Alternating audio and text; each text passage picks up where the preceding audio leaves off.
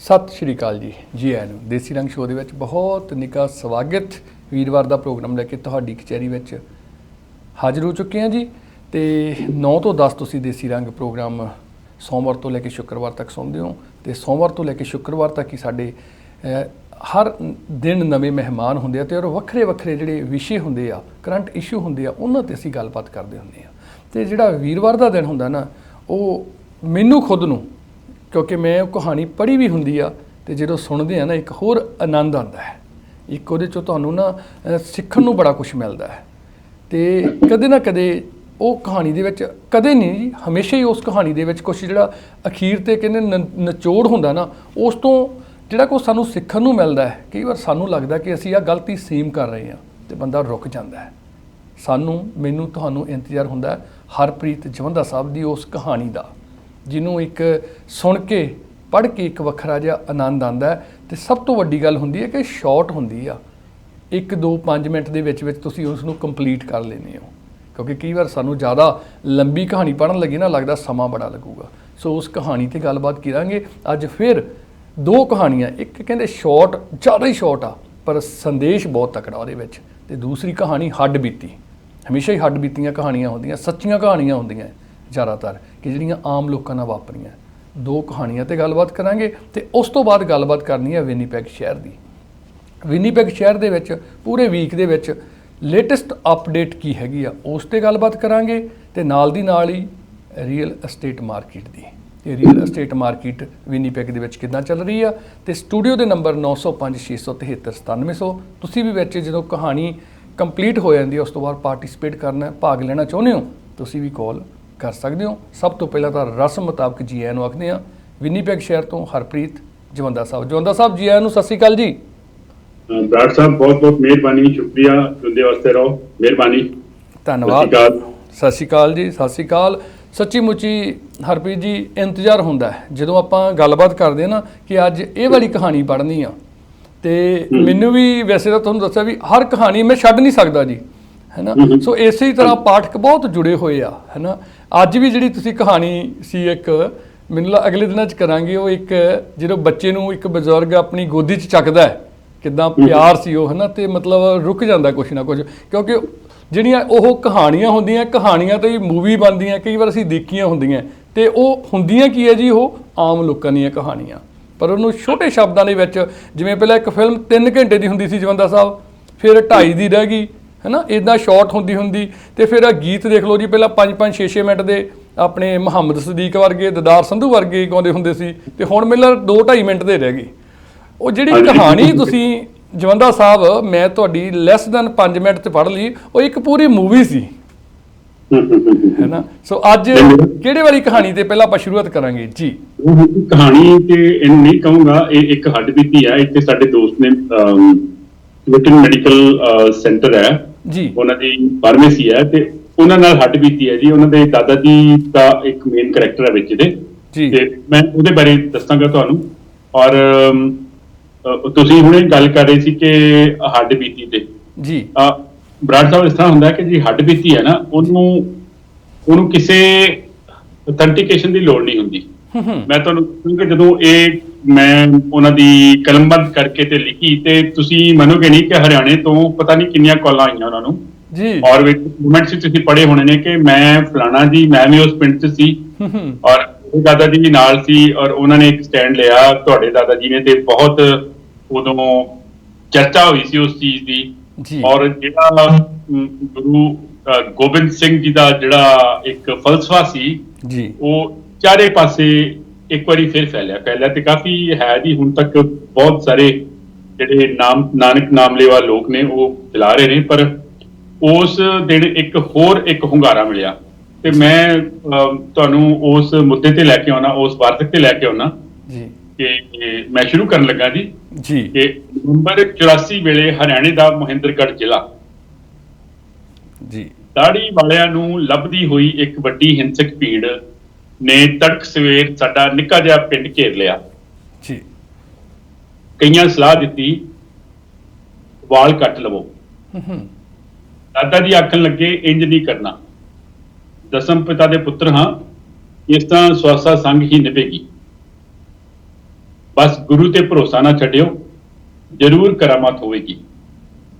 ਫਿਰ ਕਿਰਪਾਨਾਂ, ਦਾਤਰੀਆਂ ਅਤੇ ਜੋ ਵੀ ਹੱਥ ਵਿੱਚ ਆਇਆ ਲੈ ਕੇ ਮੋਰਚਿਆਂ ਵਿੱਚ ਡਟ ਗਏ ਜੀ। ਸੈਲਫ ਡਿਫੈਂਸ ਵਾਸਤੇ ਉੱਚੀ ਸਾਰੀ ਛੱਡੇ ਜਾਂਦੇ ਕਿੰਨੇ ਸਾਰੇ ਜਕਾਰਿਆਂ ਦਾ ਐਸਾ ਅਸਰ ਹੋਇਆ ਕਿ ਕਿਸੇ ਨੇ ਵੀ ਨੇੜੇ ਆਉਣ ਦੀ ਹਿੰਮਤ ਨਾ ਕੀਤੀ ਜੀ। ਵਾਕਿਆ ਹੀ ਕਰਾਮਾਤ ਵਰਤੀ ਅਤੇ 30 ਦੇ 30 ਸਿੰਘ ਬਿਨਾਂ ਸ਼ਹੀਦ ਹੋਇਆਂ ਕਿਸਾਂ ਸਵਾਸਾਂ ਸੰਗ ਨਿਭਾ ਗਏ। ਮਤਲਬ 30 ਬੰਦੇ ਟ੍ਰੈਪ ਸੀ ਉਸ ਦਿਨ ਜੀ ਵੱਡੀ, ਲੇਕਿਨ ਇੱਕ ਫਲਸਫਾ ਸੀ, ਇੱਕ ਸਿਧਾਂਤ ਸੀ ਜਿਹਦਾ ਉਹਨਾਂ ਨੇ ਪੱਲਾ ਨਹੀਂ ਛੱਡਿਆ ਤੇ ਜਕਾਰੇ ਛੱਡਦੇ ਰਹੇ ਗੁਰੂ ਦਾ ਨਾਮ ਲੈ ਕੇ, ਤੇ ਉਹ ਕਿਸੇ ਦੀ ਹਿੰਮਤ ਨਹੀਂ ਪਈ ਉੱਥੇ। ਤੇ ਉਹ ਬਾਅਦ ਚ ਤੁਹਾਨੂੰ ਮੈਂ ਦੱਸਦਾ ਜੀ, ਜਿਸ ਕਰੈਕਟਰ ਦੇ ਫੈਮਿਲੀ ਮੈਂਬਰ ਨਾਲ ਇਹ ਘਟਨਾ ਵਾਪਰੀ ਸੀ, ਉਹ ਕਰੈਕਟਰ ਜਿਹੜਾ ਕੈਨੇਡਾ ਆ ਜਾਂਦਾ ਜੀ 3 ਦਹਾਕਿਆਂ ਬਾਅਦ। 3 ਦਹਾਕਿਆਂ ਮਗਰੋਂ ਜਦੋਂ ਕੈਨੇਡਾ ਦੀ ਧਰਤੀ ਤੇ ਪੈਰ ਪਾਇਆ ਤਾਂ ਕਿੰਨੀਆਂ ਸਾਰੀਆਂ ਨਿੱਕੀਆਂ ਮੋਟੀਆਂ ਨੌਕਰੀਆਂ ਕਰਨੀਆਂ ਪਈਆਂ। ਫਿਰ ਪੜ੍ਹਾਈ ਕਰਕੇ ਇੱਕ ਦਿਨ ਦਵਾਈਆਂ ਬਣਾਉਣ ਵਾਲੀ ਕੰਪਨੀ ਵਿੱਚ ਅਪਲਾਈ ਕਰ ਦਿੱਤਾ ਜੀ। ਮੇਰਾ ਭਰਵਾਂ ਦਾੜਾ ਵੇਖ ਕੇ ਡੈਨ ਕੂਪਰ ਨਾਮ ਦਾ ਇੱਕ ਗੋਰਾ ਮੈਨੇਜਰ ਆਖਣ ਲੱਗਾ, ਦੋਸਤਾ ਇਹ ਦਵਾਈਆਂ ਬਣਾਉਣ ਦਾ ਸੰਵੇਦਨਸ਼ੀਲ ਕਾਰਜ ਹੈ ਜੀ, ਜੇ ਕਿਸੇ ਤਰ੍ਹਾਂ ਦਾੜੀ ਸ਼ੇਵ ਕਰ ਸਕਦਾ ਹੈ ਤਾਂ ਤੇਰੀ ਨੌਕਰੀ ਪੱਕੀ। ਅੱਗੋਂ 84 ਵੇਲੇ ਦਾਦੇ ਹੁਰਾਂ ਦੇ ਆਖੇ ਬੋਲ ਕੰਨਾਂ ਵਿੱਚ ਆਣ ਵੱਜੇ ਕਿ ਜੇ ਨਿਭੇਗੀ ਤਾਂ ਸਿਰਫ ਕੇਸਾਂ ਸਵਾਸਾਂ ਸੰਗ ਹੀ ਨਿਭੇਗੀ, ਨਹੀਂ ਤਾਂ ਉਸਦੇ ਭਾਣੇ ਵਿੱਚ ਸਭ ਕੁਝ ਮਨਜ਼ੂਰ ਹੈ। ਠੀਕ ਇਹੋ ਗੱਲ ਗੋਰੇ ਨੂੰ ਆਖ ਦਿੱਤੀ ਕਿ ਨਾ ਤੇ ਗੁਰੂ ਦੇ ਅਸੂਲਾਂ ਦੇ ਉਲਟ ਜਾ ਸਕਦਾ ਹਾਂ ਜੀ, ਨਾ ਹੀ ਦਾਤਾ ਜੀ ਦੇ ਆਖੇ ਬੋਲਾਂ ਅੱਗੇ ਝੂਠਾ ਪੈ ਸਕਦਾ ਹਾਂ। ਉਸਨੇ ਬਿੰਦ ਕੁ ਲਈ ਸੋਚਿਆ ਤੇ ਮੁੜ ਸੌਰੀ ਆਖ ਕੇ ਬਾਹਰ ਨੂੰ ਤੋੜ ਦਿੱਤਾ, ਯਾਨੀ ਕਿ ਰਿਫਿਊਜ਼ਲ ਹੋ ਗਿਆ ਉਹਨੂੰ ਜੀ। ਜਿਹੜਾ ਕਰੈਕਟਰ ਉਹ ਕਹਿੰਦਾ ਕਿ ਮੈਂ ਫਿਰ ਇਸ ਤੋਂ ਬਾਅਦ ਹੋਰ ਜਗ੍ਹਾ ਅਪਲਾਈ ਕਰਨ ਵਿੱਚ ਰੁੱਝ ਗਿਆ। ਇੱਕ ਦਿਨ ਅਚਾਨਕ ਕੂਪਰ ਦੀ ਕਾਲ ਆਈ ਜੀ, ਆਖੂਗਾ ਦੋਸਤਾ ਤੇਰਾ ਮਸਲਾ ਹੱਲ ਹੋ ਗਿਆ, 3 ਦਿਨ ਲਾ ਕੇ ਤੇਰੇ ਵਾਸਤੇ ਅਮਰੀਕਾ ਤੋਂ ਇੱਕ ਉਚੇਚੀ ਕਿੱਟ ਮੰਗਵਾਈ ਹੈ ਜੀ, ਹੁਣ ਜਦੋਂ ਮਰਜ਼ੀ ਆ ਕੇ ਜੁਆਇਨ ਕਰ ਸਕਦਾ ਹੈ। ਫਿਰ ਫੋਨ ਬੰਦ ਕਰਨ ਤੋਂ ਪਹਿਲਾਂ ਇੱਕ ਵਿਲੱਖਣ ਜਿਹੀ ਗੱਲ ਵੀ ਆਖ ਦਿੱਤੀ। ਕਹਿਣ ਲੱਗਾ ਕਿ ਮਿਸਟਰ ਸਿੰਘ, ਜਿਸ ਦਿਨ ਤੇਰੀ ਇੰਟਰਵਿਊ ਕੀਤੀ ਸੀ ਉਸ ਦਿਨ ਬਿਲਕੁਲ ਵੀ ਨਾ ਸੌਂ ਸਕਿਆ ਜੀ। ਸਾਰੀ ਰਾਤ ਬਸ ਇਹੋ ਸੋਚਦਾ ਰਿਹਾ ਕਿ ਜਿਸ ਬੰਦੇ ਨੇ ਗੁਰੂ ਦੇ ਸਿਧਾਂਤਾਂ ਤੇ ਪਹਿਰਾ ਦਿੰਦੇ ਆ ਇੰਨੀ ਵਧੀਆ ਨੌਕਰੀ ਨੂੰ ਠੋਕਰ ਮਾਰਨ ਲੱਗਿਆ, ਘੜੀ ਵੀ ਨਹੀਂ ਲਾਈ, ਉਹ ਗੁਰੂ ਅਤੇ ਉਸ ਦਾ ਫਲਸਫਾ ਕਿੱਡਾ ਮਹਾਨ ਹੋਵੇਗਾ ਜੀ, ਅਤੇ ਕਿੱਡੀ ਉੱਚੀ ਹੋਵੇਗੀ ਇੱਕ ਦਾਦੇ ਵੱਲੋਂ ਦਿੱਤੀ ਆਪਣੇ ਪੋਤੇ ਨੂੰ ਪਰਪੱਕਤਾ ਵਾਲੀ ਸਿੱਖਿਆ। ਵਾਹ ਜੀ ਵਾਹ। ਇੰਨੀ ਗੱਲ ਆਖ ਉੱਪਰ ਫੋਨ ਬੰਦ ਕਰ ਗਿਆ, ਪਰ ਮੈਂ ਆਪ ਮੁਹਾਰੇ ਹੀ ਉੱਚੀ ਸਾਰੀ ਉਹੀ ਜੈਕਾਰਾ ਇੱਕ ਵਾਰ ਫਿਰ ਛੱਡ ਦਿੱਤਾ ਜਿਸ ਨਾਲ ਕਿਸੇ ਵੇਲੇ ਪੂਰੇ ਦਾ ਪੂਰਾ ਮਹਿੰਦਰਗੜ੍ਹ ਜ਼ਿਲ੍ਹਾ ਕੰਬ ਉੱਠਿਆ ਸੀ। ਵਾਹ ਜੀ ਵਾਹ। ਸੋ ਇਹ ਤੇ ਦੀ ਵਾਰਤਕ ਹੈ, ਇਹ ਤੇ ਰਿਐਲਿਟੀ ਹੈ। ਇੱਕ ਸਾਡੇ ਅਮਰਜੀਤ ਸਿੰਘ ਮੱਕੜ ਹੈਗੇ ਨੇ ਵਿਨੀਪੈਗ ਦੇ, ਬੜੇ ਮਹਾਨ ਵੱਡੇ ਹੈਗੇ ਨੇ, ਇੱਕ ਰਿਨਾਊਂਡ ਪਰਸਨੈਲਿਟੀ ਹੈ, ਉਹਨਾਂ ਦੇ ਨਾਲ ਖੁਦ ਨਾ ਵਾਪਰੀ। ਤੇ ਉਹਨਾਂ ਨੇ ਮੈਨੂੰ ਕਿਹਾ ਸੀ, ਦੱਸਿਆ ਕਿ ਇਹਨੂੰ ਕਲਮਬੱਧ ਕਰਕੇ ਲਿਖੋ। ਮੈਂ ਲਿਖੀ ਔਰ ਤੁਸੀਂ ਕਾਫੀ ਲੋਕਾਂ ਨੇ ਕੰਟੈਕਟ ਕੀਤਾ ਕਿ ਉਹਨੂੰ ਆਥੈਂਟਿਕੇਟ ਕੀਤਾ। ਹਾਂ ਬਿਲਕੁਲ ਠੀਕ, ਇਸ ਤਰ੍ਹਾਂ ਹੀ ਹੋਇਆ ਸੀ। ਅਸੀਂ ਵੀ, ਸਾਡੇ ਵੀ ਜਿਹੜੇ ਫੋਰਫਾਦਰ ਉਸ ਪਿੰਡ ਚ ਟਰੈਪ ਹੋ ਗਏ ਸੀ, ਤੇ ਫਿਰ ਇੱਕ ਸਿਧਾਂਤ, ਇੱਕ ਫਲਸਫਾ, ਇੱਕ ਥਾਟ, ਇੱਕ ਸਕੂਲ, ਉਹਦਾ ਪੱਲਾ ਨਹੀਂ ਛੱਡਿਆ ਤੇ ਅਸੀਂ ਸਾਰੇ ਬਚ ਗਏ ਜੀ। ਠੀਕ ਹੈ ਜੀ। ਸੋ ਜਵੰਦਾ ਸਾਹਿਬ, ਇਹ ਕਹਾਣੀ ਦੇ ਵਿੱਚੋਂ ਨਾ ਕਿੰਨੀ ਕੁਛ ਪਤਾ ਲੱਗਦਾ ਹੈ ਨਾ। ਆਮ ਹੀ ਗੱਲਾਂ ਇਹ, ਠੀਕ ਹੈ, ਇਹ ਮਹਿੰਦਰ ਸਿੰਘ ਦੀ ਆਪਣੇ ਜੀ ਅਮਰਜੀਤ ਮੱਕੜ ਹੋਣਾ ਦੀ ਨਹੀਂ ਜੀ, ਪਤਾ ਹੀ ਨਹੀਂ ਕਿੰਨੇ ਅਮਰਜੀਤ ਮੱਕੜ ਦੀ ਕਹਾਣੀ ਆ। ਜਿਹੜੇ ਬੰਦੇ ਅਸੂਲਾਂ ਵਾਲੇ ਆ ਨਾ, ਆਪਾਂ ਵੀ ਕਈ ਵਾਰ ਗੱਲ ਕਰਦੇ ਹਾਂ ਜੀ, ਆਮ ਹੀ ਗੱਲ ਕਰਦੇ ਹਾਂ, ਯਾਰ ਬੰਦਾ ਅਸੂਲਾਂ ਦਾ ਬੜਾ ਪੱਕਾ ਹੈ ਨਾ। ਸੋ ਆਪਣੇ ਪੇਰੈਂਟਸ ਦਾ, ਆਪਣੇ ਗ੍ਰੈਂਡ ਪੇਰੈਂਟਸ ਦਾ, ਆਪਣੇ ਗੁਰੂ ਦਾ ਬੜਾ ਪੱਕਾ ਹੈ ਨਾ। ਜਿਹੜੀ ਗੱਲ ਕਹਿ ਦਿੰਦਾ ਨਾ, ਉਹ ਕਹਿ ਦਿੰਦਾ ਹੈ ਨਾ। ਸੋ ਜਿਸ ਤਰ੍ਹਾਂ ਜਵੰਦਾ ਸਾਹਿਬ ਬਹੁਤ ਆਮ ਹੀ ਵਾਰੀ ਹੁੰਦੀਆਂ ਇਹ ਚੀਜ਼ਾਂ। ਕਈ ਵਾਰ ਤੁਸੀਂ ਆਪਣੇ ਉਸ ਚੀਜ਼ ਤੇ ਖੜੇ ਹੁੰਦੇ ਆ ਨਾ, ਖੜੇ ਰਹੋਗੇ ਤੇ ਜਿਹੜੇ ਬੰਦੇ ਨੂੰ ਉਸ ਟਾਈਮ ਬੇਸ਼ੱਕ ਤੁਹਾਡਾ ਨੁਕਸਾਨ ਹੋ ਜਾਊਗਾ ਨਾ, ਜਿਹੜੇ ਬੰਦੇ ਨਾਲ ਤੁਹਾਡੀ ਵਾਰਤਾਲਾਪ ਉਸ ਟਾਈਮ ਗੱਲਬਾਤ ਹੋਈ ਆ ਚਲੇ ਗਏ, ਤੇ ਜਿਵੇਂ ਰਿਪੀਟ ਉਸ ਗੋਰੇ ਦੇ ਦਿਮਾਗ ਦੇ ਵਿੱਚ ਉਹ ਘੁੰਮੀ ਨਾ ਸਾਰੀ ਰਿਵਾਈਂਡ ਹੋਇਆ ਕਿ ਉਹ ਬੰਦੇ ਨੇ ਕੀ ਬੋਲਿਆ। ਸੋ ਇਦਾਂ ਹੀ ਜੋ ਮੈਂ ਸੋਚਦਾ ਹੁੰਦਾ ਜੀ ਜਵੰਦਾ ਸਾਹਿਬ, ਘਰ ਜਾ ਕੇ ਨਾ ਕਿਸੇ ਨਾਲ ਆਪਾਂ ਚੰਗਾ ਮਾੜਾ ਕਰਦੇ ਆ, ਕੀ ਕੀਤਾ ਦਿਨ ਦਾ, ਉਹ ਸਾਰੀ ਰੀਲ ਰਿਵਾਈਂਡ ਹੁੰਦੀ ਆ, ਘੁੰਮਦੀ ਆ ਸ਼ਾਰਟ ਦੇ ਵਿੱਚ। ਫਿਰ ਉਦੋਂ ਲੱਗਦਾ ਯਾਰ ਉਹ ਬੰਦਾ ਸੀ, ਬੇਸ਼ੱਕ ਉਹ ਮੇਰੇ ਨਾਲ ਅੜਿਆ, ਮੇਰੇ ਨਾਲ ਫਸਿਆ, ਮੇਰੇ ਅੱਗੇ ਝੁਕਿਆ ਨਹੀਂ, ਹੈ ਨਾ, ਪਰ ਉਹ ਬੰਦਾ ਅਸੂਲਾਂ ਦਾ ਪੱਕਾ। ਫਿਰ ਬੰਦਾ ਕਹਿੰਦਾ ਯਾਰ ਉਸ ਨਾਲ ਕੰਟੈਕਟ ਦੁਬਾਰਾ ਕੀਤਾ ਜਾਵੇ, ਕਿਉਂਕਿ ਜੇ ਉਹ ਉੱਥੇ ਖੜ ਗਿਆ ਤੇ ਉਹ ਬਾਅਦ ਦੇ ਵਿੱਚ ਵੀ ਖੜੂਗਾ। ਬਿਲਕੁਲ ਠੀਕ ਹੈ ਜੀ। ਇਹ ਜਿਹੜੀ ਗੱਲ ਹੁੰਦੀ ਹੈ ਅਸੂਲਾਂ ਦੀ ਗੱਲ ਹੁੰਦੀ ਹੈ, ਔਰ ਇਹ ਹੈ ਸਟੈਂਡ ਲੈਣ ਦੀ ਗੱਲ ਹੁੰਦੀ ਹੈ ਜੀ। ਔਰ ਸਟੈਂਡ ਜਦੋਂ ਤੁਸੀਂ ਲੈਂਦੇ ਹੋ ਤੇ ਤੁਹਾਨੂੰ ਕੋਈ ਨਾ ਕੋਈ ਇੱਕ ਪਾਵਰ ਹੁੰਦੀ ਹੈ, ਇੱਕ ਐਸੀ ਸ਼ਕਤੀ ਹੁੰਦੀ ਹੈ ਜਿਹੜੀ ਤੁਹਾਨੂੰ ਸਪੋਰਟ ਕਰਦੀ ਹੈ ਜੀ ਜੀ, ਜਿਹੜੀ ਤੁਹਾਡੀ ਡਿਟਰਮੀਨੇਸ਼ਨ ਨੂੰ ਕਦੀ ਡੋਲਣ ਨਹੀਂ ਦਿੰਦੀ। ਹੁਣ ਮੈਂ ਸੋਚਿਆ ਸੀ, ਮੈਂ ਕਿਹਾ ਬਈ ਉੱਥੇ ਇੱਕ ਹਰਿਆਣੇ 'ਚ ਪਿੰਡ ਸੀ ਹੋਂਦ 'ਚ ਲੜ ਕਰਕੇ ਜੀ, ਹਾਲਾਂਕਿ ਉੱਥੇ ਵੀ ਕਾਫੀ ਮੁਕਾਬਲਾ ਕੀਤਾ ਜੀ ਉਹਨਾਂ ਨੇ। ਜਿਹੜੇ ਕਾਤਲ ਆਏ ਸੀ, ਜਿਹੜੇ ਇੰਦਰਾ ਗਾਂਧੀ ਦੇ ਕਤਲ ਤੋਂ ਬਾਅਦ ਉਹਨਾਂ ਨੇ ਸਟੇਟ ਸਪਾਂਸਰਡ ਜਿਹੜੇ ਟੈਰਰਿਸਟ ਸੀ, ਉਹਨਾਂ ਨੇ ਪਿੰਡਾਂ ਜਾ ਕੇ ਸਿੱਖਾਂ ਨੂੰ ਲੱਭ ਕੇ ਮਾਰਨਾ ਸ਼ੁਰੂ ਕੀਤਾ। ਤੇ ਉਸ ਪਿੰਡ ਦੀ ਇੱਕ ਹਵੇਲੀ ਹੈ ਜੀ, ਉਹਦੇ 'ਚ ਸਾਰੇ ਟਰੈਪ ਹੋ ਗਏ ਪਰ ਮੁਕਾਬਲਾ ਕੀਤਾ, ਲੇਕਿਨ ਉਹਨਾਂ 'ਚ ਕੋਈ ਬਚ ਨਹੀਂ ਸਕਿਆ। ਲੇਕਿਨ ਇਹ ਜਿਹੜਾ ਪਿੰਡ ਸੀ, ਇਹਦੇ 'ਚ ਉਹਨਾਂ ਨੇ ਇੱਕ ਸਟ੍ਰੈਟਜੀ ਐਸੀ ਕੀਤੀ ਕਿ ਭਰੋਸਾ ਗੁਰੂ ਦਾ ਔਰ ਡਿਟਰਮੀਨੇਸ਼ਨ ਔਰ ਇੱਕ ਸਟ੍ਰੈਟਜੀ ਨੂੰ ਇੰਪਲੀਮੈਂਟ ਕੀਤਾ ਔਰ ਬਚ ਕੇ ਸਾਰੇ, ਹੈ ਨਾ ਜੀ। ਉਹਨਾਂ 'ਚ ਹੁਣ ਸੇਮ ਜਿਹੜਾ ਸਿਧਾਂਤ ਹੈ ਗੁਰੂ ਦਾ, ਜਿਹੜਾ ਉਹ ਫੈਲ ਰਿਹਾ ਜੀ, ਸਾਰੀ ਦੁਨੀਆ 'ਚ ਫੈਲ ਰਿਹਾ। ਕੁਝ ਮੀਨਸ ਬਣਦੇ ਆ। ਇੱਕ ਹੋਰ ਚੀਜ਼ ਹੈ ਕਿ ਅਸੀਂ ਬਰਾੜ ਸਾਹਿਬ ਨਾਰਮਲੀ ਕਹਿੰਦੇ ਆ ਕਿ ਸ਼੍ਰੋਮਣੀ ਕਮੇਟੀ ਦੀ ਰਿਸਪੌਂਸਿਬਿਲਿਟੀ ਹੈ, ਕਿਸੇ ਦਲ ਦੀ ਅਕਾਲੀ ਦਲ ਦੀ ਕਿਸੇ ਰਿਸਪੌਂਸਿਬਿਲਿਟੀ ਹੈ, ਕਿਸੇ ਧਾਰਮਿਕ ਸੰਸਥਾ ਦੀ ਰਿਸਪੌਂਸਿਬਿਲਿਟੀ ਹੈ ਕਿ ਇਸ ਫਲਸਫੇ ਨੂੰ ਸਾਰੀ ਦੁਨੀਆ ਤੱਕ ਪਹੁੰਚਾਇਆ ਜਾਏ ਜੀ। ਮੇਰਾ ਮੰਨਣਾ ਇਹ ਹੈ ਕਿ ਹਰ ਬੰਦਾ ਜਿਹੜਾ ਉਹ ਅੰਬੈਸਡਰ ਹੈਗਾ। ਬਿਲਕੁਲ, ਇਨਸਾਨ ਹਰ ਕੰਮ ਕਰਦਾ, ਕਾਰੋਬਾਰੀ, ਨੌਕਰੀ ਕਰਦਾ, ਹਰ ਘਰੇਲੂ ਬੰਦਾ ਉਹ ਅੰਬੈਸਡਰ ਹੈ ਇਸ ਸਿਧਾਂਤ ਨੂੰ ਫੈਲਾਉਣ ਵਾਸਤੇ। ਬਿਲਕੁਲ ਇੱਕ ਹੈ। ਸੋ ਹਰ ਇੱਕ ਦੀ ਰਿਸਪੌਂਸਿਬਿਲਿਟੀ ਬਣਦੀ ਹੈ ਕਿ ਉਹ ਇਸ ਚੀਜ਼ ਨੂੰ ਫੈਲਾਏ। ਤੇ ਬਾਕੀ ਮੈਂ ਤੁਹਾਨੂੰ ਦੱਸ ਰਿਹਾ ਸੀ ਕਿ ਮੇਰੇ ਕੋਲ ਇੱਕ ਦੂਸਰਾ ਵੀ ਹੈ। ਇੱਕ ਜਵੰਦਾ ਸਾਹਿਬ ਉਸ ਤੋਂ ਅੱਗੇ ਜਾਣ ਤੋਂ ਪਹਿਲਾਂ ਆਪਾਂ ਦੂਸਰੀ ਕਹਾਣੀ ਜਿਹੜੀ ਨਾ, ਉਹ ਵੀ ਇਸ ਦੇ ਵਿੱਚ ਸ਼ਬਦ ਜਿਸ ਤਰ੍ਹਾਂ ਬੋਲੇ ਸੋ ਨਿਹਾਲ, ਸਤਿ ਸ਼੍ਰੀ ਅਕਾਲ, ਹੈ ਨਾ, ਕਿੰਨੀ ਪਾਵਰ ਆ ਜੀ ਉਹ ਗੁਰੂ ਸਾਨੂੰ ਦੇ ਕੇ ਗਿਆ। ਕਿੰਨਾ ਜੋਸ਼ ਆ ਜਾਂਦਾ ਜੀ ਜਦੋਂ ਇੱਕ ਵਾਰੀ ਨਾ ਕਹਿੰਦੇ ਹੁੰਦੇ ਵੀ ਇੱਕ ਪਾਸੇ 10-15 ਬੰਦੇ ਖੜੇ ਹੋਣ, ਠੀਕ ਹੈ, ਤੇ ਜਦੋਂ ਸਿੰਘ ਜਕਾਰਾ ਛੱਡਦਾ ਹੈ, ਠੀਕ ਹੈ, ਤੇ ਦੇਖੋ ਕਿੱਦਾਂ ਮਤਲਬ ਇੱਕ ਪਾਵਰ ਆ ਜਾਂਦੀ ਹੈ 10 ਬੰਦਿਆਂ ਜਿੰਨੀ, 100 ਬੰਦੇ ਜਿੰਨੀ ਇੱਕ ਬੰਦੇ 'ਚ ਪਾਵਰ ਆ ਜਾਂਦੀ ਹੈ ਤੇ ਸਭ ਨੂੰ ਮੂਹਰੇ ਲਾ ਲੈਂਦਾ ਹੈ। ਸੋ ਪਿਛਲੇ ਦਿਨਾਂ ਦੇ ਵਿੱਚ ਸ਼ਾਇਦ ਤੁਸੀਂ ਇੱਕ ਵੀਡੀਓ ਵਾਇਰਲ ਹੁੰਦੀ ਦੇਖੀ ਸੀਗੀ, ਇੱਕ ਸਿੰਘ ਰਕਸ਼ਾ ਡਰਾਈਵਰ, ਮੈਨੂੰ ਲੱਗਦਾ ਆਟੋ ਰਕਸ਼ਾ ਡਰਾਈਵਰ, ਦਿੱਲੀ ਦੀ ਵੀਡੀਓ ਸੀ ਮੇਬੀ, ਜੇ ਮੈਂ ਰੋਂਗ ਨਹੀਂ, ਤੇ ਕਿਸ ਤਰ੍ਹਾਂ ਉਹਦੇ ਨਾਲ ਪੁਲਿਸ ਵਾਲੇ 10-12 ਮਤਲਬ 5-7 ਪੁਲਿਸ ਵਾਲੇ ਉਹਨੂੰ ਮਤਲਬ ਤੰਗ ਕਰ ਰਹੇ ਸੀ, ਤੇ ਫਿਰ ਜਦੋਂ ਸ਼੍ਰੀ ਸਾਹਿਬ ਨਿਕਲ ਕੇ ਨਾ ਜਕਾਰਾ ਛੱਡ ਕੇ ਆਇਆ ਤੇ ਸਭ ਮੂਹਰੇ ਲਾ ਲਏ ਸੀ ਉਹਨੇ, ਹੈ ਨਾ। ਸੋ ਕਿੰਨੀ ਉਸ ਦੇ ਵਿੱਚ ਪਾਵਰ ਆ ਜੀ ਜੋ ਸਾਨੂੰ ਗੁਰੂ ਸਾਹਿਬਾਨ ਦੇ ਕੇ ਗਏ ਆ ਗੁਰਬਾਣੀ ਦੇ ਰੂਪ ਦੇ ਵਿੱਚ ਸਾਨੂੰ, ਹੈ ਨਾ। ਤੇ ਕਈ ਵਾਰ ਅਸੀਂ ਭਟਕ ਜਾਂਦੇ ਹਾਂ, ਮੈਂ ਵੀ ਉਹਨਾਂ ਦੇ ਵਿੱਚੋਂ ਇੱਕ ਆ ਜੀ।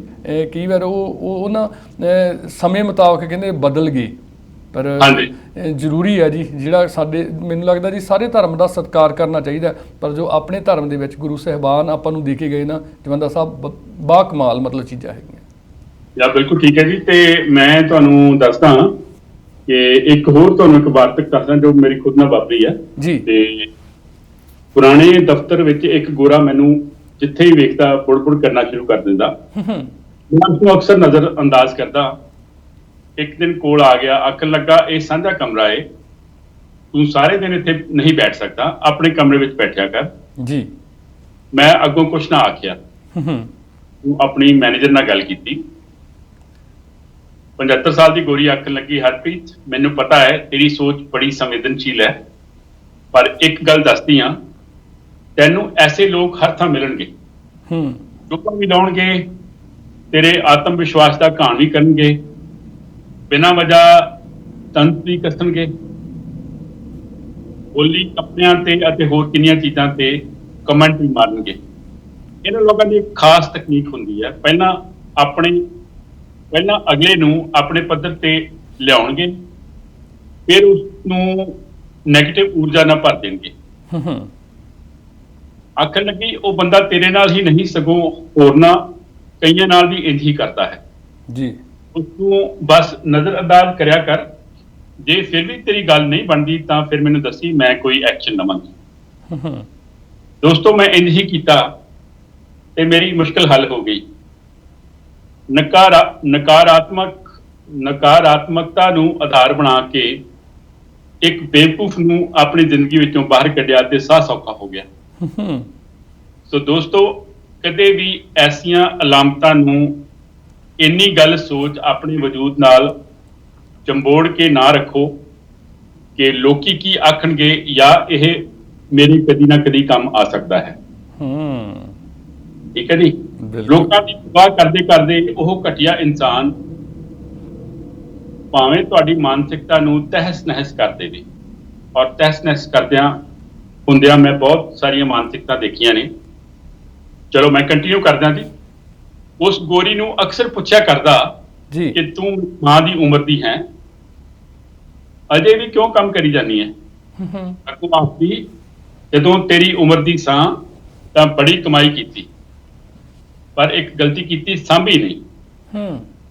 ਕਿਉਂਕਿ ਪਤਾ ਨਹੀਂ ਸੀ ਕਿ ਬਿਮਾਰੀ ਕੀ ਹੁੰਦੀ ਹੈ, ਬੁਢਾਪਾ ਕੀ ਹੁੰਦਾ ਹੈ।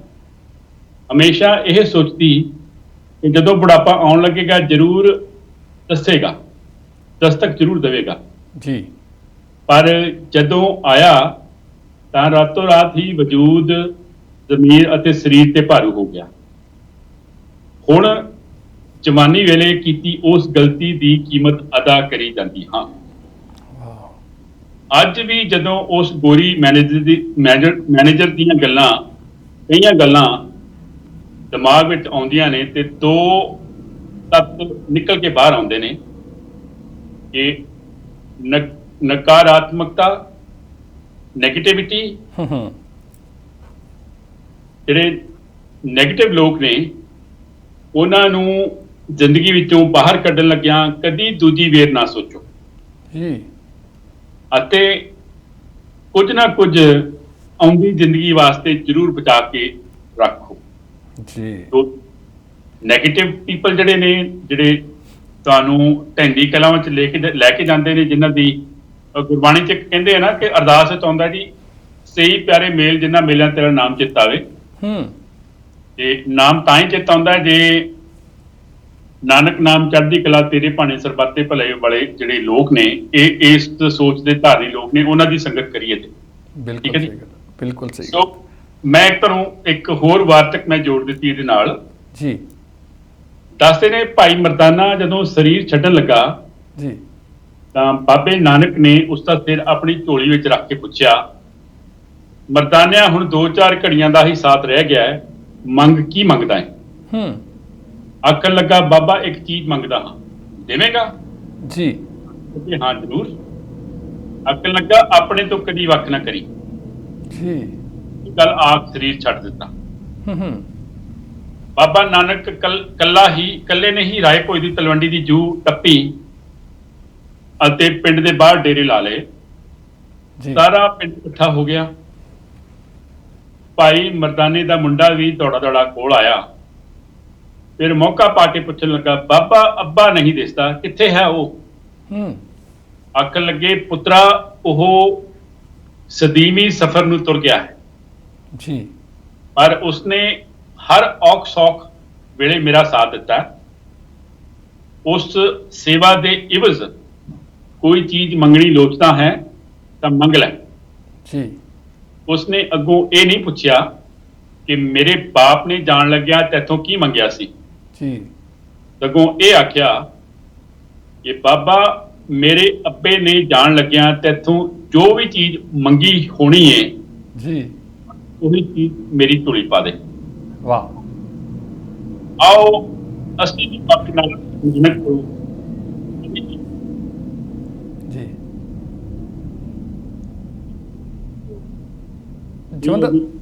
ਠੀਕ ਹੈ ਜੀ, ਹੁਣ ਆਵਾਜ਼ ਆ ਗਈ ਥੋੜੀ ਜਿਹੀ ਵਿੱਚੋਂ, ਲਾਸਟ ਅਖੀਰ ਤੇ ਸਾਰੀ ਕੰਪਲੀਟ ਹੋ ਗਈ ਸੀਗੀ ਇਹ ਜਿਹੜੀ ਤੁਸੀਂ ਵਾਰਤਾਲਾਪ ਲਿਖੀ ਸੀ, ਅਖੀਰ ਤੇ ਥੋੜੀ ਜਿਹੀ ਆਵਾਜ਼ ਕੱਟੀ ਗਈ, ਕੁਝ ਕਹਿਣ ਲੱਗੇ ਸੀਗੇ ਜੀ। ਮੈਂ ਕਹਿਣ ਲੱਗਾ ਸੀ, ਮੈਂ ਕਿਹਾ ਬਈ ਉਸਨੇ ਜਦੋਂ ਬੇਟੇ ਨੂੰ ਆਫਰ ਕੀਤੀ ਬਾਬਾ ਨਾਨਕ ਨੇ ਜੀ, ਅੱਪੇ ਨੇ, ਤੇਰੇ ਵਾਲਿਦ ਨੇ ਮੇਰੀ ਸਾਰੀ ਉਮਰ ਬਹੁਤ ਸੇਵਾ ਕੀਤੀ। ਤੁਸੀਂ ਸਾਖੀਆਂ ਵੀ ਸੁਣੀਆਂ ਹੋਣੀਆਂ ਨੇ, ਤੁਸੀਂ ਕਈ ਸ਼ਬਦ ਵੀ ਸੁਣੇ ਹੋਣੇ ਨੇ ਕਿ ਮਰਦਾਨਾ ਤੇ ਬਾਬੇ ਨਾਨਕ ਦਾ ਇੱਕ ਐਸਾ ਕੰਬੀਨੇਸ਼ਨ ਸੀ ਜਿਸ ਤੋਂ ਬਿਨਾਂ ਦੁਨੀਆ ਸਿਰਜੀ ਹੀ ਨਹੀਂ ਜਾ ਸਕਦੀ ਸੀ ਜੀ। ਜਿੱਥੇ ਵੀ ਬਾਬਾ ਨਾਨਕ ਦਾ ਜ਼ਿਕਰ ਆਇਆ ਹੈ 4 ਉਦਾਸੀਆਂ 'ਚ, ਉੱਥੇ ਭਾਈ ਮਰਦਾਨੇ ਜੀ ਦਾ ਜ਼ਿਕਰ ਆਉਣਾ ਸੁਭਾਵਿਕ ਸੀ। ਉਹ ਤੁਹਾਨੂੰ ਮੈਂ ਇੱਕ ਗੱਲ ਦੱਸਦਾ ਕਿ ਬਾਬਾ ਜਦੋਂ ਭਾਈ ਮਰਦਾਨਾ ਜੀ ਨੇ ਕੋਈ ਗੱਲ ਕਹਿਣੀ ਹੁੰਦੀ ਨਾ ਬਾਬੇ ਨਾਨਕ ਨੂੰ ਜੀ, ਇੰਜ ਕਹਿੰਦੇ ਹੁੰਦੇ ਸੀ ਕਿ ਬਾਬਾ ਨਾਨਕ, ਬਾਬਾ ਤੂੰ ਤੇ ਅਕਾਲ ਰੂਪ ਹੈ, ਅਸੀਂ ਦੁਨਿਆਵੀ ਬੰਦੇ ਆ, ਸਾਨੂੰ ਭੁੱਖ ਵੀ ਲੱਗਦੀ ਹੈ, ਨੀਂਦ ਵੀ ਆਉਂਦੀ ਹੈ, ਤ੍ਰੇਹ ਵੀ ਲੱਗਦੀ ਹੈ, ਤੇ ਜਾਂ ਤੇ ਸਾਨੂੰ ਆਪਣੇ ਵਰਗਾ ਬਣਾ ਲੈ ਤੇ ਜਾਂ ਫਿਰ ਸਾਨੂੰ ਇਹ ਜਿਹੜੀਆਂ ਮੁਸ਼ਕਲਾਂ ਨੇ ਇਹਦਾ ਹੱਲ ਦੱਸ ਜੀ। ਬਾਬਾ ਨਾਨਕ ਜੀ ਨੇ ਕਹਿਣਾ ਕਿ ਮਰਦਾਨਿਆ ਉਹ ਦੇਖ ਸਾਹਮਣੇ ਦਰਖਤਾਂ ਦੇ ਉੱਤੇ ਮਠਿਆਈ ਟੰਗੀ ਹੈ, ਟੋਲ ਲੈ ਜੀ। ਭਾਈ ਮਰਦਾਨਾ ਜੀ ਨੇ ਕਹਿਣਾ ਕਿ ਜਿਸ ਅੱਖਾਂ ਨਾਲ, ਜਿਸ ਸੋਚ ਦੇ ਨਾਲ ਤੈਨੂੰ ਦਰਖਤਾਂ ਤੋਂ ਉੱਤੋਂ ਮਠਿਆਈ ਟੰਗੀ ਦਿਸਦੀ ਹੈ, ਉਹ ਅੱਖਾਂ ਵੀ ਸਾਨੂੰ ਦੇ ਦੇ ਜੀ। ਵਾਹ ਜੀ ਵਾਹ। ਜੀ। ਔਰ ਸਭ ਤੋਂ ਵੱਡੀ ਗੱਲ ਹੈ, ਜਦੋਂ ਭਾਈ ਮਰਦਾਨਾ ਜੀ ਅਗਲੇ ਦਿਨ ਵਾਸਤੇ ਕੋਈ ਰੱਖ ਲੈਂਦੇ ਸੀ ਨਾ, ਗੁਰੂ ਨਾਨਕ ਦੇਵ ਜੀ ਭੇਜਦੇ ਸੀ ਕਿ ਜਾ ਮਰਦਾਨਿਆਂ ਫਲਾਣੀ ਥਾਂ ਤੋਂ ਆਪਣੀ ਭੁੱਖ ਦੀ ਤ੍ਰਿਪਤੀ ਕਰ ਲੈ।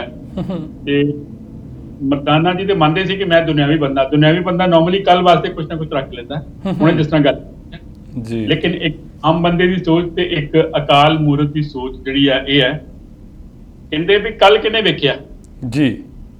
ਠੀਕ ਹੈ ਜੀ, ਕੱਲ ਕਿਹਨੇ ਵੇਖਿਆ। ਦੋ ਪੁੱਤਾਂ ਨੇ, ਆਪਾਂ ਹੁਣੇ ਇੱਕ ਕਹਾਣੀ ਪੜ੍ਹੀ ਹੈ ਜਿਹੜੀ ਆਪਾਂ ਨੇ ਕੰਟੈਂਪਰੇਰੀ ਮਾਹੌਲ ਦੇ ਮੁਤਾਬਿਕ ਆਪਾਂ ਦੇਖੀ ਹੈ ਕਿ ਇੱਕ ਗੋਰੀ ਹੈ 75 ਸਾਲ ਦੀ ਜਿਹੜੀ ਕੰਮ ਕਰਦੀ ਹੈ ਜੀ, ਸਿਰਫ ਇਸ ਕਰਕੇ ਕਿ ਜਵਾਨੀ ਵੇਲੇ ਉਹਨੇ ਐਸ ਏਜ ਵਾਸਤੇ ਕੁਝ ਬਚਾ ਕੇ ਨਹੀਂ ਰੱਖਿਆ। ਔਰ ਦੂਜੇ ਬਾਬਾ ਨਾਨਕ ਹੈ, ਉਹ ਕਹਿ ਰਿਹਾ ਕਿ ਕੱਲ ਕਿਹਨੇ ਵੇਖਿਆ।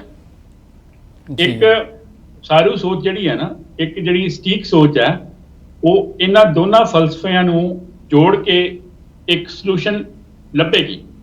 ਬਿਲਕੁਲ, ਕਿ ਗ੍ਰਸਥ ਵਿੱਚ ਰਹਿ ਕੇ ਵੀ ਬਾਬੇ ਦਾ ਨਾਮ ਜਪਿਆ ਜਾ ਸਕਦਾ ਹੈ, ਔਰ ਜਦੋਂ ਤੁਸੀਂ ਗ੍ਰਸਥ ਵਿੱਚ ਰਹਿੰਦੇ ਹੋ ਤੇ ਤੁਹਾਨੂੰ ਕੁਝ ਨਾ ਕੁਝ ਆਉਣ ਵਾਲੇ ਕੱਲ ਵਾਸਤੇ ਆਪਣਾ ਸਿਕਿਉਰ ਕਰਕੇ ਰੱਖਣਾ ਪੈਂਦਾ। ਐਟ ਦਾ ਸੇਮ ਟਾਈਮ ਗੁਰੂ ਦੇ ਵਿੱਚ ਭਰੋਸਾ ਜਿਹੜਾ ਉਹ ਬਹੁਤ ਜ਼ਰੂਰੀ ਹੈ। ਬਿਲਕੁਲ ਬਿਲਕੁਲ। ਜਵੰਦਾ ਸਾਹਿਬ, ਜਿਹੜੀ ਆ ਮਿਡਲ ਵਾਲੀ ਤੁਸੀਂ ਆਪਣੀ ਵਾਲੀ ਕਹਾਣੀ ਸੁਣਾਈ ਸੀ ਨਾ, ਉਹਦੇ ਵਿੱਚ ਇੱਕ ਤਾਂ ਜਿਹੜੇ ਬਲੌਕ ਕਰਨਾ, ਬਲੌਕ ਮੀਨਜ਼ ਸਤਿ ਸ੍ਰੀ ਅਕਾਲ ਬੁਲਾ ਦੇਣੀ ਦੂਰੋਂ। ਜਵੰਦਾ ਸਾਹਿਬ, ਬਹੁਤ ਵਾਰੀ ਹੋਇਆ ਕਿ ਮੈਨੂੰ ਵੀ ਕੁਝ ਲੱਗਦਾ ਨਾ ਨੈਗੇਟਿਵਿਟੀ ਤੁਹਾਨੂੰ ਨਾ ਕੁਝ, ਜਿਵੇਂ ਹੁਣ ਅੱਜ ਕੱਲ੍ਹ ਸੋਸ਼ਲ ਮੀਡੀਆ ਆ ਗਿਆ ਜੀ, ਚਲੋ ਹੈ ਨਾ, ਉਹਦੇ ਤੇ ਤੁਹਾਨੂੰ ਪਤਾ ਲੱਗਦਾ ਕਿ ਤੁਹਾਨੂੰ ਪਤਾ ਲੱਗ ਜਾਂਦਾ ਜੀ, ਆਮ ਤੁਸੀਂ ਮਿਲਦੇ ਹੋ, ਵਰਤਦੇ ਹੋ ਕਿਸੇ ਰਿਸ਼ਤੇਦਾਰ ਨਾਲ, ਕਿਸੇ ਦੋਸਤ ਨਾਲ, ਦੋਸਤ ਮਤਲਬ ਆਪਾਂ ਕਈ ਵਾਰ ਆਪਾਂ ਦੋਸਤ ਸ਼ਬਦ ਵਰਤ ਲੈਂਦੇ ਹਾਂ ਜੀ, ਪਰ ਦੋਸਤੀ ਦੇ ਜਿਹੜੇ ਮਾਇਨੇ ਹੁੰਦੇ ਆ ਬਹੁਤ ਵੱਡੇ ਹੁੰਦੇ ਆ। ਅਸੀਂ ਸਮਝਦੇ ਹਾਂ ਕਿ ਸਾਨੂੰ ਬੰਦਾ ਪਹਿਚਾਣ ਵਾਲਾ ਹੈ, ਪਰ ਤੁਹਾਨੂੰ ਉਹਦੇ ਵਿੱਚੋਂ ਨੈਗੇਟਿਵਿਟੀ ਔਰ ਜੈਲਸ ਔਰ ਉਹਦੇ ਤੋਂ ਦਿਖ ਰਿਹਾ ਹੁੰਦਾ ਕਿ ਬੰਦਾ ਕਿਤੇ ਅੱਗੇ ਤਾਂ ਨਹੀਂ ਨਿਕਲ ਰਿਹਾ, ਇਹ ਤੁਹਾਨੂੰ ਠਿੱਬੀ ਲਾਉਣ ਦੀ ਕੋਸ਼ਿਸ਼ ਕਰਨੀ, ਤੁਹਾਡਾ ਨੁਕਸਾਨ ਕਰਨਾ। ਮੈਂ ਪਰਸਨਲੀ ਕੀ ਕਰਦਾ ਜਵੰਦਾ ਸਾਹਿਬ, ਉਹਨੂੰ ਕਹੀਦਾ ਬਾਈ ਜੀ ਤੂੰ ਬਹੁਤ ਵਧੀਆ ਇਨਸਾਨ ਹੈ, ਪਰ ਮੈਨੂੰ ਲੱਗਦਾ ਆਪਣੀ ਆਦਤ ਨਹੀਂ ਮਿਲਦੀ। ਜੇ ਤਾਂ ਉਹ ਫੇਸਬੁੱਕ ਆ, ਮੈਂ ਉੱਥੋਂ ਬਲੌਕ ਕਰ ਦਿੰਦਾ ਜੀ, ਜੇ ਉਹਦਾ ਫੋਨ ਆ, ਮੈਂ ਫੋਨ ਬਲੌਕ ਕਰ ਦਿੰਦਾ। ਮਤਲਬ ਮੈਨੂੰ ਹੁੰਦਾ ਕਿ ਉਹਦਾ ਜਿਹੜਾ ਰਾਹ ਉਹਦਾ ਵੱਖਰਾ, ਮੇਰਾ ਰਾਹ ਵੱਖਰਾ। ਬੈਟਰ ਆ ਕਿ ਆਪਣੀ એનર્ਜੀ ਜਿਹੜੀ ਪੋਜ਼ਿਟਿਵਿਟੀ ਵਾਲੀ ਆ, ਆਪਾਂ ਕਿਉਂ ਨੈਗੇਟਿਵਿਟੀ ਆ ਪਾਸੇ ਲਾਉਣੀ ਆ ਜੀ। ਜਿੰਨਾ ਚਿਰ ਨਿਭ ਗਈ ਉਹਨਾਂ ਚਿਰ ਠੀਕ ਆ, ਭਲਿਆ ਮਾਨਸਾ, ਤੇਰਾ ਆਪਣਾ ਰਾਹ, ਆਪਣਾ ਰਾਹ ਬਹੁਤ ਵੱਡੀ ਚੀਜ਼ ਆ। ਜਵੰਦਾ ਸਾਹਿਬ, ਇਹ ਤੇ ਕੋਈ ਕਮੈਂਟ ਕਰਨਾ ਚਾਹੁੰਦੇ ਹੋ? ਮੈਂ ਇਹੋ ਕਹਿਣਾ ਚਾਹੁੰਦਾ ਕਿ ਤੁਹਾਡੀ ਜਿਹੜੀ ਤੁਸੀਂ ਹੁਣੇ ਸਟੇਟਮੈਂਟ ਦਿੱਤੀ ਉਹਦੀ ਪ੍ਰੋੜਤਾ ਕਰੂੰਗਾ ਜੀ, ਕਿ ਦੁਨੀਆ ਨੇ ਬਹੁਤ ਤਰੱਕੀ ਕੀਤੀ ਹੈ, ਬਹੁਤ ਜ਼ਿਆਦਾ ਐਡਵਾਂਸਮੈਂਟ ਆ ਗਈ ਹੈ, ਲੇਕਿਨ ਇੱਕ ਚੀਜ਼ ਜਿਹੜੀ ਹੈ ਉਹ ਜੋ ਅੱਜ ਤੋਂ 200 ਸਾਲ 500 ਸਾਲ 1000 ਸਾਲ ਪਹਿਲਾਂ ਸੀ, ਉਹੀ ਅੱਜ ਆ, ਉਹਦੇ 'ਚ ਕੋਈ ਇੰਪਰੂਵਮੈਂਟ ਨਹੀਂ ਹੋ ਸਕੀ। ਜੇ ਰਾਦਰ ਮੈਂ ਦੋ ਚੀਜ਼ਾਂ ਕਹੂੰਗਾ ਜੀ, ਕਿ ਅੱਜ ਤੋਂ 500 ਸਾਲ ਪਹਿਲਾਂ ਵੀ ਦਿਨ 'ਚ 24 ਘੰਟੇ ਹੁੰਦੇ ਸੀ, ਤੇ ਹੁਣ ਵੀ 24 ਘੰਟੇ ਆ ਜੀ। ਉਹ ਲੋਕਾਂ ਕੋਲ ਆਪਸ਼ਨ ਘੱਟ ਹੁੰਦੀਆਂ ਸੀ, ਹੁਣ ਆਪਸ਼ਨ ਜ਼ਿਆਦਾ ਆ ਗਈਆਂ ਨੇ।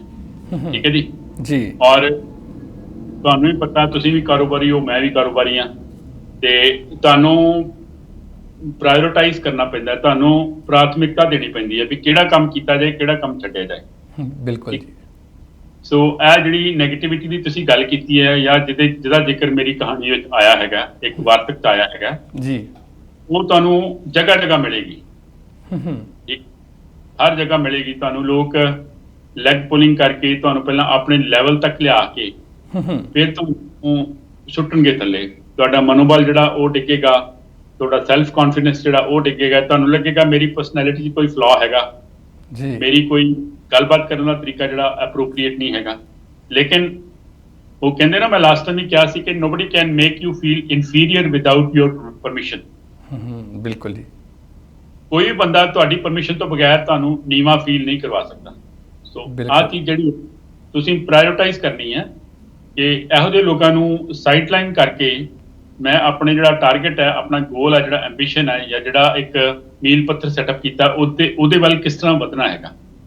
ਮੀਲ ਪੱਥਰ ਕੀ ਹੈ ਕਿ ਚੜ੍ਹਦੀ ਕਲਾ ਵਾਲਾ ਸਿਧਾਂਤ। ਬਿਲਕੁਲ। ਹਮੇਸ਼ਾ ਘਾਟੇ ਪੈਂਦੇ ਆ ਜੀ, ਤੁਹਾਨੂੰ ਕਈ ਵਾਰੀ ਲਾਸ ਵੀ ਹੁੰਦੇ ਹੈਗੇ ਆ। ਔਰ ਇੱਕ ਫਿਲਾਸਫਰ ਕਹਿੰਦਾ ਹੈ ਕਿ ਇੱਕ ਘੜੀ, ਇੱਕ ਪਲ, ਇੱਕ ਦਿਨ ਜਾਂ ਇੱਕ ਜਿਹੜਾ ਲਮਹਾ ਮਾੜਾ ਹੋ ਸਕਦਾ, ਸਾਰੀ ਜ਼ਿੰਦਗੀ ਕਦੀ ਮਾੜੀ ਨਹੀਂ ਹੋ ਸਕਦੀ। ਔਰ ਤੁਹਾਨੂੰ ਮੈਂ ਬਰਾੜ ਸਾਹਿਬ ਦੱਸਦਾ ਕਿ ਇਹ ਜਿਹੜਾ ਫਲਸਫਾ ਹੈ ਚੜ੍ਹਦੀ ਕਲਾ ਵਾਲਾ ਫਲਸਫਾ ਜਿਹੜਾ ਹੈ, ਇਹ ਗਵਾਚਦਾ ਜਾ ਰਿਹਾ ਹੈ। ਤਾਂ ਹੀ ਤੁਸੀਂ ਖਬਰਾਂ ਸੁਣਦੇ ਹੋ ਕਿ ਘਾਟੇ ਪੈਣ ਕਰਕੇ ਫਾਹ ਲੈ ਲਿਆ ਕਿਸੇ ਨੇ, ਗੱਡੀ ਥੱਲੇ ਸਿੱਟ ਦਿੱਤਾ, ਜਾਂ ਕਿਉਂਕਿ ਇੱਕ ਮਾਨਸਿਕਤਾ ਭਾਰੂ ਹੋ ਜਾਂਦੀ ਹੈ ਜਾਂ ਕਰ ਦਿੱਤੀ ਜਾਂਦੀ ਹੈ ਕਿ ਤੇਰੇ ਵਾਸਤੇ ਖਤਮ ਹੈ ਦੁਨੀਆ। ਜੀ ਜੀ ਜੀ। ਨਾਨਕ ਸਭ ਸੰਸਾਰ ਉੱਤੇ ਕਰਕੇ ਵੇਖਿਆ ਘਰ ਘਰ ਇਹੋ ਅੱਗ, ਫਰੀਦਾ ਮੈਂ ਜਾਣਾ ਦੁੱਖ ਮੁਝ ਕੋ, ਦੁੱਖ ਸੁਭਾਇਆ ਜੱਗ। ਮੈਂ ਸੋਚਿਆ ਕਿ ਸ਼ਾਇਦ ਮੈਨੂੰ ਵੀ ਸਾਰੀਆਂ ਪ੍ਰੋਬਲਮਸ ਹੈ, ਪਰ ਜਦੋਂ ਕੋਠੀ ਕਰਕੇ ਦੇਖਿਆ, ਉੱਚੀ ਕਰਕੇ ਦੇਖਿਆ, ਘਰ ਘਰ ਹਰ ਇੱਕ ਬੰਦਾ, ਹਰ ਇੱਕ ਜਿਹੜਾ ਮਖਲੂਕਾਤ ਜਿਹੜੀ ਹੈ ਉਹ ਇਸ ਚੀਜ਼ ਦੇ ਨਾਲ ਦੋ ਚਾਰ ਹੈਗੀ ਹੈ। ਠੀਕ ਹੈ ਜੀ ਜੀ। ਸੋ ਇੱਕ ਘੜੀ, ਇੱਕ ਪਲ ਮਾੜਾ ਹੋ ਸਕਦਾ ਹੈ, ਲੇਕਿਨ ਸਾਰੀ ਜ਼ਿੰਦਗੀ ਨਹੀਂ।